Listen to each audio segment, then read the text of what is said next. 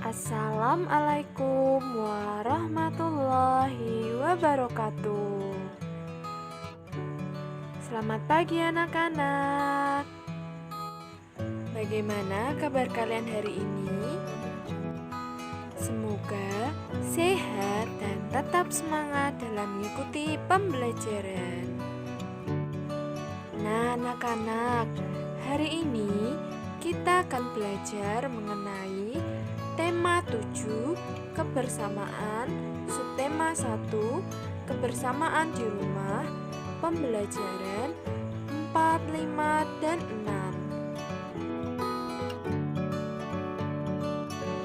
Nah, sebelum kita masuk ke materi, Ibu akan membacakan tujuan pembelajaran yang akan dicapai pada hari ini adalah 1. Siswa dapat mengetahui keberagaman agama di sekolah. 2. Siswa dapat mengetahui unsur intrinsik fabel. 3. Siswa dapat mengenal pecahan 1/4. 4. Siswa dapat mengetahui isi fabel. 5. Siswa dapat mengetahui keberagaman kegemaran teman di sekolah. 6. Siswa dapat menemukan isi fabel. 7. Siswa dapat mengetahui bunyi panjang dan bunyi pendek. 8. Siswa dapat mengetahui pecahan sebagian bagian dari keseluruhan. Nah, sekarang kita akan lanjut ke materi yang pertama, yaitu keberagaman agama di sekolah. Anak-anak, coba perhatikan tabel keberagaman agama di Indonesia berikut. Agama yang pertama yaitu Islam. Tempat ibadah adalah masjid. Hari besarnya yaitu Hari Raya Idul Fitri, Hari Raya Idul Adha, Tahun Baru Hijriah, dan Isra Mi'raj. Kedua, Kristen Protestan. Tempat ibadah di gereja. Hari besarnya adalah Hari Natal, Hari Jumat Agung, Hari Paskah, dan kenaikan Isa Al-Masih. Ketiga, Katolik. Tempat ibadah di gereja. Hari besarnya adalah Hari Natal, Hari Jumat Agung, Hari Paskah, dan kenaikan Isa Al-Masih. Keempat, agama Hindu. Tempat ibadah di pura. Hari besarnya adalah Hari Nyepi, Hari Saraswati, dan Hari Pagerwesi. Yang kelima, agama Buddha. Tempat ibadah di wihara. Hari besarnya adalah Hari Waisak, Hari Asada, dan Hari Katina. Yang keenam, agama Konghucu. Tempat ibadah di kelenteng. Hari besarnya adalah Tahun Baru Imlek dan Cap Gomeh.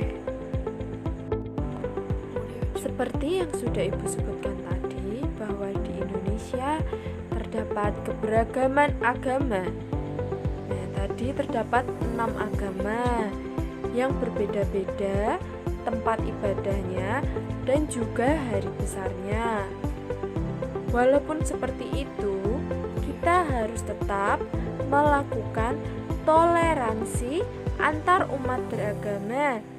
Nah, selain itu, saat kita di sekolah, apabila ada teman yang berbeda agama, kita harus menghargai kepercayaan setiap anak atau teman kalian masing-masing. Kita tentunya memiliki teman yang seagama. Ada juga teman yang berbeda agama dengan kita. Meskipun berbeda, semua agama pastinya mengajarkan kebaikan. Oleh karena itu, seperti tadi yang sudah Ibu bilang bahwa kita harus saling menghormati satu sama lain. Paham anak-anak? Selanjutnya adalah keberagaman kegemaran teman di sekolah. Ada banyak kegemaran yang dapat dilakukan setiap orang. Kegemaran adalah kegiatan yang disukai. Kegemaran juga bisa disebut hobi. Kegemaran yang ditekuni dengan sungguh-sungguh dapat memberikan manfaat bagi orang yang melakukannya. Nah, hobi anak-anak apa? Adakah yang hobi bermain sepak bola? Atau ada yang hobi bermain karate? Nah, jika kalian menekuni hobi kalian dapat mendapatkan manfaat dari hobi kalian tersebut. Nah, sudah paham anak-anak? Berikutnya, kita akan belajar mengenai unsur intrinsik fabel, muatan bahasa Indonesia. Nah, apa itu unsur intrinsik? Unsur intrinsik adalah unsur yang membangun karya sastra. Unsur intrinsik fabel adalah sebagai berikut. 1. Nama tokoh atau jenis hewan yang terdapat dalam fabel. 2. Sifat setiap tokoh. 3. Peristiwa penting yang terjadi dalam fabel. 4. Pesan atau nasihat yang ingin disampaikan oleh fabel kepada pembaca. Sudah paham anak-anak? Sekarang kita akan membahas mengenai isi fabel. Kita ingat-ingat lagi, apa itu fabel? Fabel merupakan cerita fiksi atau khayal. Namun, fabel berbeda dengan cerita fiksi lainnya. Tokoh dalam fabel adalah hewan. Oleh karena itu, fabel disebut juga sebagai dongeng hewan. Nah, anak-anak, pada cerita fabel tersebut di dalamnya terdapat informasi yang disampaikan. Menemukan isi fabel. Untuk mengetahui isi seluruh fabel, kita harus mengetahui tokoh dalam fabel dan peristiwa yang terjadi. Oleh karena itu, lakukanlah hal-hal berikut. Nah, hal-hal yang harus anak-anak lakukan adalah 1. Baca seluruh isi fabel dengan sungguh-sungguh. 2. Catat nama-nama tokoh yang ada di dalam fabel. 3. Catat juga sifat tokoh dalam fabel. 4. Perhatikan peristiwa yang terjadi atau dialami oleh tokoh. 5. Tuliskan peristiwa tersebut menggunakan bahasamu sendiri. Nah, tadi kita sudah membahas mengenai bagaimana cara menemukan isi fabel. Jika anak-anak mengikuti atau melakukan hal-hal tersebut, pasti kalian akan dengan mudah menemukan isi fabel yang kalian baca. Sudah paham anak-anak?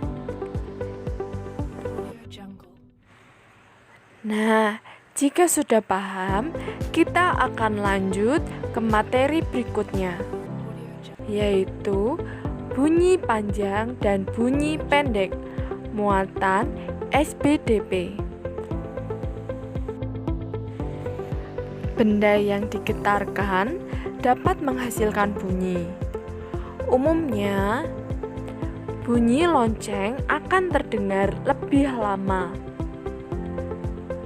Bunyi kentongan akan terdengar lebih cepat. Hal tersebut merupakan perbedaan bunyi panjang dan bunyi pendek. Nah, coba perhatikan gambar berikut. Mana yang merupakan gambar lonceng?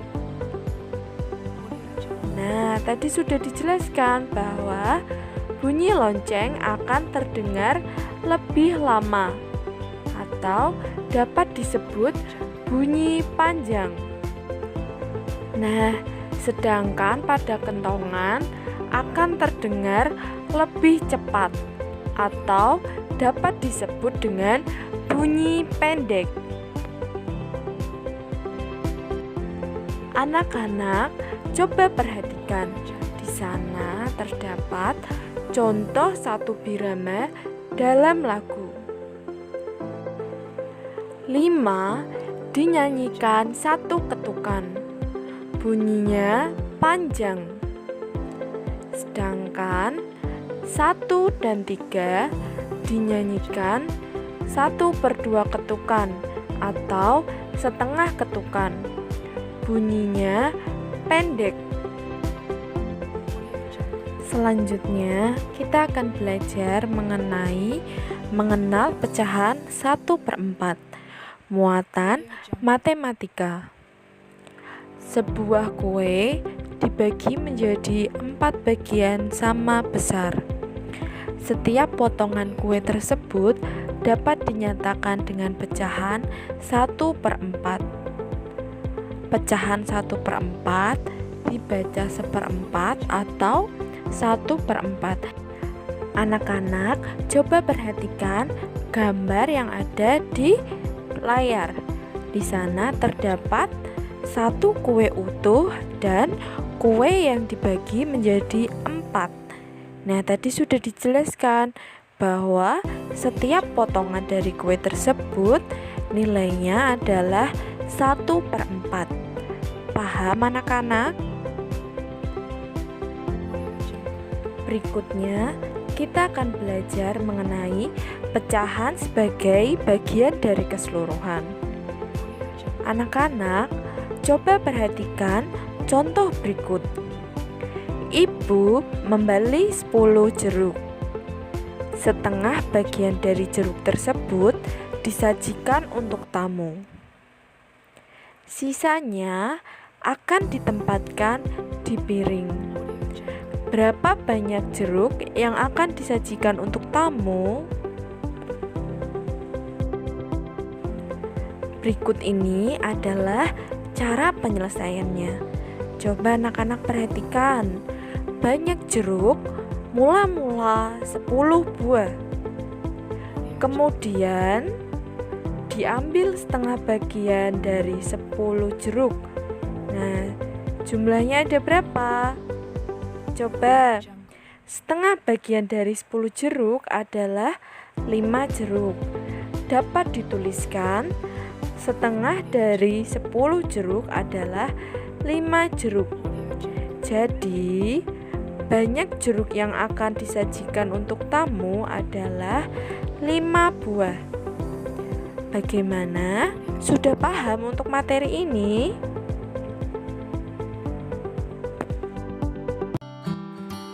Alhamdulillah, materi pada hari ini sudah selesai. Semoga dapat bermanfaat untuk kita semua.